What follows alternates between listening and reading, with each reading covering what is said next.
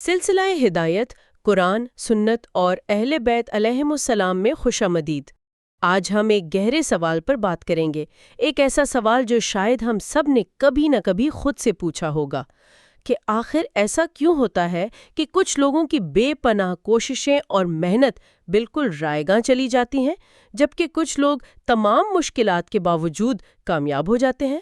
یہ ایک بہت بنیادی سوال ہے، اور قرآن مجید کی 47ویں سورہ محمد صلی اللہ علیہ وآلہ وسلم اسی سوال کی ایک روحانی تشخیص پیش کرتی ہے۔ یہ سورہ ایک ایسے وقت میں نازل ہوئی جب مسلمانوں کی بقا، آپ سمجھیں کہ داؤ پہ لگی ہوئی تھی، اور حق اور باطل کے درمیان انتخاب صرف کوئی نظریاتی بحث نہیں تھی، بلکہ زندگی اور موت کا معاملہ تھا۔ 38 آیات ہیں، لیکن اس کا پیغام بہت واضح اور آپ کہیں کہ فیصلہ کن ہے۔ اس کا نام ہی محمد، یعنی وہ ذات جس کی بار بار تعریف کی جائے، اس کے پیغام کے مرکز کی طرف اشارہ کرتا ہے، یعنی وہ راستہ جو پیغمبر اکرم صلی اللہ علیہ وآلہ وسلم پر نازل ہوا۔ اور ایک دلچسپ بات یہ بھی ہے کہ اس سورہ کو سورہ قتال بھی کہا جاتا ہے۔ قتال یعنی جنگ کی سورہ؟ جی، اب یہ نام کچھ لوگوں کو چونکا سکتا ہے، لیکن یہ اس کے نزول کے پس منظر کو ظاہر کرتا ہے۔ یہ ایک ایسے دور کی بات ہے جہاں نظریات کا تصادم میدان جنگ تک پہنچ چکا تھا، تو یہ سورہ اس تصادم کے کچھ اصول وضع کرتی ہے، لیکن اس کا اصل موضوع صرف جنگ نہیں ہے، بلکہ یہ سمجھنا ہے کہ کامیابی اور ناکامی کی اصل بنیاد کیا ہے۔ تو آئیے اسی مرکزی خیال کو ذہن میں رکھتے ہوئے اس سورہ میں گہرائی سے اترتے ہیں۔ اس کا آغاز ہی دو بالکل مختلف راستوں اور ان کے انجام کے موازنے سے ہوتا ہے۔ جی، میں پہلی 3 آیات کی تلاوت اور ترجمہ پیش کرتا ہوں۔ بسم اللہ الرحمن الرحیم۔ الذین کفروا وصدوا عن سبیل اللہ اضل اعمالہم والذین آمنوا وعملوا الصالحات وآمنوا بما نزل علی محمد وهو الحق من ربهم کفر عنہم سیئاتہم واصلح بالہم ذلک بأن الذین کفروا اتبعوا الباطل وأن الذین آمنوا اتبعوا الحق من ربهم كذلك يضرب اللہ للناس امثالهم۔ ترجمہ: جنہوں نے کفر اختیار کیا اور لوگوں کو خدا کے راستے سے روکا، اللہ نے ان کے اعمال ضائع کر دیے، اور جو لوگ ایمان لائے، نیک عمل کیے اور اس پر بھی ایمان لائے جو محمد صلی اللہ علیہ وآلہ وسلم پر نازل ہوا، اور وہی ان کے رب کی طرف سے حق ہے، اللہ نے ان کے گناہ ان سے دور کر دیے اور ان کے حال کی اصلاح فرمائی۔ یہ اس لیے ہے کہ کافروں نے باطل کی پیروی کی اور مومنوں نے حق کی اتباع کی جو ان کے رب کی طرف سے ہے۔ اللہ تعالیٰ اسی طرح لوگوں کے لیے ان کے اوصاف بیان فرماتا ہے۔ اچھا، تو یہاں قرآن ایک بہت بڑا اصول بیان کر رہا ہے۔ ایک طرف وہ لوگ ہیں جو نہ صرف خود حق کا انکار کرتے ہیں بلکہ دوسروں کو بھی روکتے ہیں۔ جی، اور قرآن کہتا ہے کہ ان کے تمام اعمال، چاہے وہ اسلام مخالف سازشیں ہوں یا دکھاوے کے لیے کیے گئے فلاحی کام، بالکل، وہ سب ضائع کر دیے گئے۔ عربی میں لفظ اضل استعمال ہوا ہے، جس کا مطلب ہے گم کر دینا، بھٹکا دینا، مطلب ان کی کوششیں بے نتیجہ ہیں۔ اور دوسری طرف وہ لوگ ہیں جو ایمان لائے اور نیک عمل کیے۔ لیکن یہاں ایک اہم شرط بھی ہے کہ صرف اللہ پر ایمان کافی نہیں، بلکہ اس پر بھی ایمان لائے جو محمد صلی اللہ علیہ وآلہ وسلم پر نازل ہوا۔ جی، یہ بہت اہم نکتہ ہے۔ یہ اس بات پر زور دیتا ہے کہ ایمان ایک مکمل نظام حیات کو قبول کرنے کا نام ہے، اور اس کے بدلے میں 2 بڑے انعامات کا وعدہ ہے۔ ایک تو گناہوں کی معافی، اور دوسرا اصلح بالہم، یعنی ان کی حالت کا سمر جانا۔ اور پھر تیسری آیت اس سب کی وجہ بتاتی ہے نا، جو شاید اس سورہ کا مرکزی خیال ہے۔ جی بالکل، کہ ایک گروہ نے باطل کی پیروی کی، یعنی وہ چیز جو بے بنیاد، خیالی اور بے حقیقت ہے، اور دوسرے گروہ نے حق کی پیروی کی، وہ حقیقت جو کائنات کی بنیاد ہے اور جس کا سرچشمہ اللہ ہے۔ تو ساری کامیابی اور ناکامی کا دار و مدار بس اسی ایک انتخاب پر ہے۔ یہ حالت سنوارنے یعنی اصلاح بال کا جو تصور ہے، یہ بہت گہرا ہے۔ یہ ایک بہت بڑا دعویٰ ہے کہ باطنی حالت ظاہری حالات کو سنوار دیتی ہے، لیکن ہم اپنی زندگیوں میں دیکھتے ہیں کہ بہت سے نیک اور سچے لوگ شدید مشکلات اور آزمائشوں میں ہوتے ہیں۔ تو یہ تصور اس حقیقت سے کیسے مطابقت رکھتا ہے؟ یہ ایک بہت اہم اور حقیقی سوال ہے۔ دیکھیں، اصلاح بال کا مطلب صرف دنیاوی خوشحالی یا مادی آسائش نہیں ہے۔ بال کا مطلب ہے انسان کی مجموعی کیفیت، اس کا حال۔ اس میں روحانی سکون ہے، مقصد کا واضح ہونا ہے، مشکلات کے سامنے ثابت قدم رہنے کی ہمت ہے۔ ہو سکتا ہے ایک مومن کو ظاہری مشکلات کا سامنا ہو، لیکن اس کی کوششیں کبھی ضائع نہیں ہوتیں۔ اس کی زندگی کا ایک مقصد ہوتا ہے، اسے ایک اندرونی اطمینان حاصل ہوتا ہے۔ اس کے برعکس باطل کے پیروی کرنے والے کی زندگی بظاہر کتنی کامیاب کیوں نہ لگے، وہ اندر سے کھوکھلی اور بے مقصد ہوتی ہے۔ اچھا، تو جب حق اور باطل کا یہ بنیادی اصول قائم ہو جاتا ہے تو سورہ بہت عملی ہو جاتی ہے، اور اسے اس وقت کی سب سے بڑی آزمائش یعنی میدان جنگ پر لاگو کرتی ہے۔ بالکل، یہ وہ جگہ ہے جہاں انسان کے عقیدے کا اصل امتحان ہوتا ہے۔ آیات 4 سے 6 اسی کی وضاحت کرتی ہیں۔ فَإِذَا لَقِيتُمُ الَّذِينَ كَفَرُوا فَضَرْبَ الرِّقَابِ حَتَّى إِذَا أَثْخَنْتُمُوهُمْ فَشُدُّوا الْوِثَاقَ فَإِمَّا مَنًّا بَعْدُ وَإِمَّا فِدَاءً حَتَّى تَضَعَ الْحَرْبُ أَوْزَارَهَا ذَلِكَ وَلَوْ يَشَاءُ اللَّهُ لَانتَصَرَ مِنْهُمْ وَلَكِنْ لِيَبْلُوَ بَعْضَكُمْ بِبَعْضٍ وَالَّذِينَ قُتِلُوا فِي سَبِيلِ اللَّهِ فَلَنْ يُضِلَّ أَعْمَالَهُمْ سَيَهْدِيهِمْ وَيُصْلِحُ بَالَهُمْ وَيُدْخِلُهُمُ الْجَنَّةَ عَرَّفَهَا لَهُمْ۔ ترجمہ: پس جب میدان جنگ میں کافروں سے تمہارا سامنا ہو تو ان کی گردنیں مارو، یہاں تک کہ جب انہیں خوب کچل دو تو بچنے والوں کو مضبوطی سے قید کر لو۔ اس کے بعد یا تو احسان کر کے چھوڑ دو یا فدیہ لے کر، یہاں تک کہ لڑائی اپنے ہتھیار رکھ دے۔ حکم یہی ہے، اور اگر اللہ چاہتا تو ان سے خود انتقام لے لیتا، لیکن اللہ کو یہ منظور ہے کہ تم میں سے ایک کا امتحان دوسرے کے ذریعے سے لے۔ اور جو لوگ راہ خدا میں شہید کیے جاتے ہیں، اللہ ان کے اعمال ہرگز ضائع نہیں کرے گا۔ وہ ان قریب انہیں ہدایت دے گا، ان کی حالت کی اصلاح فرمائے گا اور انہیں اس جنت میں داخل کرے گا جس کی پہچان انہیں کرا دی گئی ہے۔ یہاں جنگ کے بارے میں جو احکامات ہیں وہ بہت واضح اور مخصوص ہے۔ پہلا حکم گردنیں مارنے کا ہے، لیکن یہ صاف طور پر لقیتمو یعنی میدان جنگ میں سامنا ہونے اور حرب یعنی جنگ کے ساتھ مشروط ہے۔ جی، یہ بہت اہم ہے۔ یہ اس غلط فہمی کو دور کرتا ہے کہ اسلام ہر غیر مسلم کے قتل کا حکم دیتا ہے۔ اور دوسرا حکم قیدی بنانے کے وقت سے متعلق ہے۔ قرآن کہتا ہے، قیدی تب بناؤ جب دشمن کی طاقت کو اچھی طرح کچل دیا جائے، یعنی اتخنتموہم۔ اس میں گہری جنگی حکمت عملی ہے کہ دوران جنگ اپنی قوت کو قیدیوں کی دیکھ بھال میں تقسیم نہ کیا جائے۔ لیکن جو بات مجھے سب سے زیادہ حیران کن لگتی ہے وہ قیدیوں کے ساتھ سلوک کا حکم ہے۔ جنگ ختم ہونے کے بعد صرف 2 ہی راستے دیے گئے ہیں، فَإِمَّا مَنًّا بَعْدُ یعنی یا تو احسان کر کے چھوڑ دو، وَإِمَّا فِدَاءً یعنی یا فدیہ لے کر رہا کر دو۔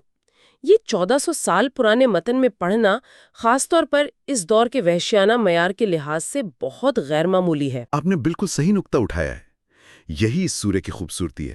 یہ بتاتی ہے کہ اسلامی جنگ کا مقصد تباہی پھیلانا نہیں، بلکہ ظلم اور باطل کے نظام کو شکست دینا ہے۔ جب وہ مقصد حاصل ہو جائے تو پھر انسانیت اور رحم کا اصول لاگو ہوتا ہے۔ اور ائمہ اہل بیت علیہ السلام کی روایات میں اس کی مزید وضاحت ہے۔ اگر جنگ کے دوران کوئی پکڑا جائے تو وہ ایک فعال جنگجو ہے، لیکن جنگ ختم ہونے کے بعد وہ ایک قیدی ہے، اور اسلامی حاکم کو اسے قتل کرنے کی اجازت نہیں، بلکہ رہا کرنے یا فدیہ لینے کا اختیار ہے۔ تو یہ اصول جنگ کے فلسفے کو ہی بدل دیتا ہے۔ یہ ایک آزمائش ہے، جیسا کہ آیت خود کہتی ہے، اور جو اس آزمائش میں اپنی جان دے دیتے ہیں یعنی شہداء، ان کے لیے پھر وہی وعدہ دہرایا گیا ہے۔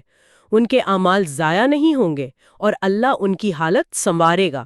یصلح بالہم، یہ تصور بار بار آ رہا ہے۔ جی، اور یہ اس بات پر زور دیتا ہے کہ چاہے نتیجہ شہادت ہی کیوں نہ ہو، حق کے راستے پر چلنے والے کی کوشش کبھی بیکار نہیں جاتی۔ اب یہ خیال ہمیں اگلے حصے کی طرف لے جاتا ہے کہ اس کوشش میں انسان اکیلا نہیں ہوتا، اسے ایک خاص قسم کی مدد حاصل ہوتی ہے۔ اچھا، یا ایھا الذین آمنوا ان تنصروا اللہ ینصرکم ویثبت اقدامکم والذین کفروا فتعسا لہم واضل اعمالہم ذالک بانہم کرہوا ما انزل اللہ فاحبط اعمالہم افلم یسیروا فی الارض فینظروا کیف کان عاقبۃ الذین من قبلہم دمر اللہ علیہم وللکافرین امثالھا ذالک بأن اللہ مولا الذین آمنوا وأن الکافرین لا مولا لہم۔ ترجمہ: اے ایمان والو، اگر تم اللہ کی مدد کرو گے تو وہ بھی تمہاری مدد کرے گا اور تمہیں ثابت قدم رکھے گا، اور جنہوں نے کفر اختیار کیا ہے ان کے لیے ہلاکت ہے اور ان کے اعمال کو برباد کر دیا ہے۔ یہ اس لیے ہے کہ انہوں نے اسے ناپسند کیا جسے اللہ نے نازل کیا، پس اللہ نے ان کے اعمال حبط کر دیے۔ کیا یہ لوگ زمین میں چلتے پھرتے نہیں ہیں کہ وہ دیکھ لیتے کہ ان سے پہلے والوں کا کیا انجام ہوا؟ اللہ نے ان پر تباہی ڈالی، اور کفار کا انجام بھی اسی قسم کا ہوگا۔ اس لیے ہے کہ مومنین کا کارساز اللہ ہے اور کفار کا کوئی کارساز نہیں۔ یہاں ایک شرطیہ جملہ ہے، اگر تم اللہ کی مدد کرو گے۔ اللہ کی مدد سے مراد یقیناً اس کے دین، نبی اور شریعت کی مدد کرنا ہی ہوگا۔ بالکل، اور اس کے جواب میں اللہ دو چیزوں کا وعدہ کرتا ہے، اپنی مدد کا اور یثبت اقدامکم، یعنی تمہیں ثابت قدم رکھنے کا، اور یہ ثابت قدمی ہی دراصل فتح کی کنجی ہے۔ اور اس کے مقابلے میں کافروں کے اعمال کے لیے ایک اور سخت لفظ استعمال ہوا ہے، فَأَحْبَطَ أَعْمَالَهُمْ، یعنی ان کے اعمال حبط ہو گئے۔ یہ ضائع ہونے سے بھی زیادہ شدید لگتا ہے۔ جی، حبط کا تصور ایسا ہے جیسے کوئی اپنی پوری زندگی کی کمائی ایک ایسے بینک میں جمع کرائے جو اگلے دن دیوالیہ ہونے والا ہو۔ سارا عمل، ساری محنت صفر، اور اس کی وجہ یہ بتائی گئی کہ انہوں نے اللہ کے نازل کردہ کو ناپسند کیا۔ امام محمد باقر علیہ السلام سے ایک روایت ہے کہ اس کا ایک اہم مصداق وہ احکامات ہیں جو اللہ نے حضرت علی علیہ السلام کے حق میں نازل کیے اور لوگوں نے انہیں ناپسند کیا۔ آیت کے آخر میں جو فرق بیان کیا گیا ہے کہ اللہ مومنوں کا مولا ہے اور کافروں کا کوئی مولا نہیں، یہ بہت گہرا ہے۔ مولا کا مطلب صرف آقا نہیں بلکہ سرپرست، دوست، مددگار، کارساز۔ لیکن میدان جنگ کے علاوہ ایک عام مومن کی روزمرہ زندگی میں یہ خاص ولایت کیسے ظاہر ہوتی ہے؟ دیکھیں، یہ ولایت عامہ اور ولایت خاصہ کا فرق ہے۔ ولایت عامہ تو سب کے لیے ہے، اللہ سب کا خالق اور رب ہے، لیکن ولایت خاصہ صرف مومنین کے لیے ہے۔ یہ زندگی کے ہر اس موڑ پر ظاہر ہوتی ہے جہاں رہنمائی کی ضرورت ہو، جب صحیح اور غلط کا فیصلہ کرنا ہو، جب گناہ سے بچنے کی کوشش ہو، جب کسی مصیبت میں صبر کرنا ہو۔ یہ خاص ولایت آپ کو اندرونی طاقت، ذہنی وضاحت اور صحیح راستے پر چلنے کی توفیق عطا کرتی ہے۔ کافر اس خاص مدد اور رہنمائی سے محروم رہتا ہے۔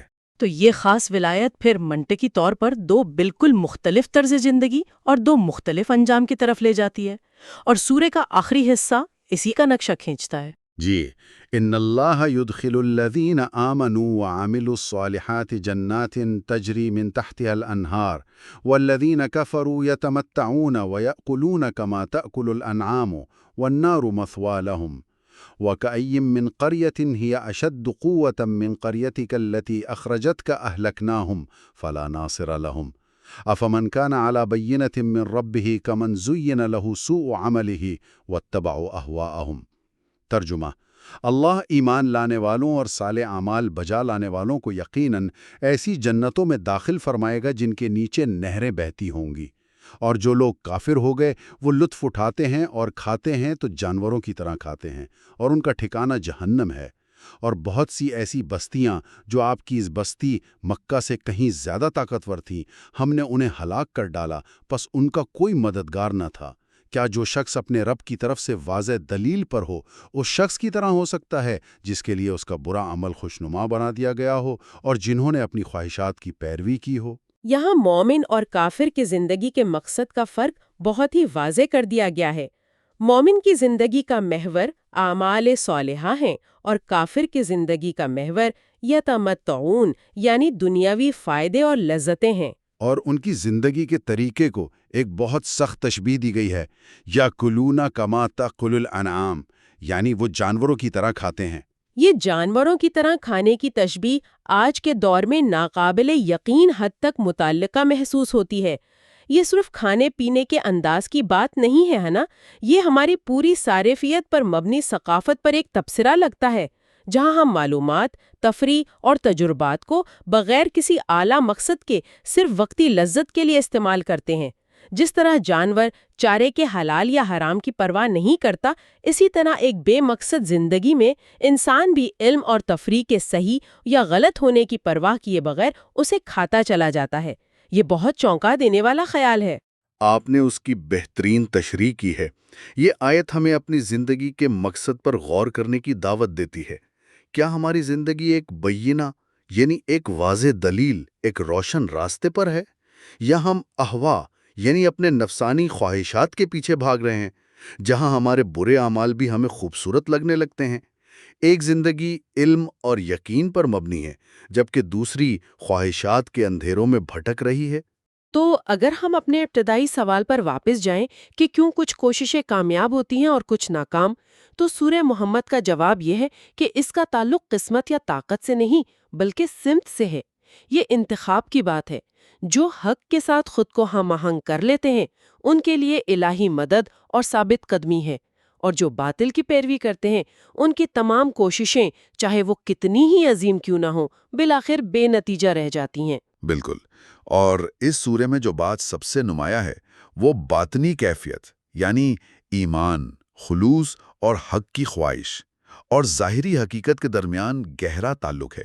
چاہے وہ میدان جنگ میں فتح ہو، معاشرے کی حالت ہو یا انفرادی زندگی کا سکون، یہ سورہ ہمیں بتا رہی ہے کہ ہماری بیرونی دنیا ہمارے اندر کی دنیا کا ہی عکس ہے۔ یہی نکتہ سننے والوں کے لیے ایک حتمی سوچ چھوڑ جاتا ہے۔ یہ سورہ بار بار ہمیں پچھلی قوموں کے انجام اور تاریخ پر غور کرنے کی دعوت دیتی ہے۔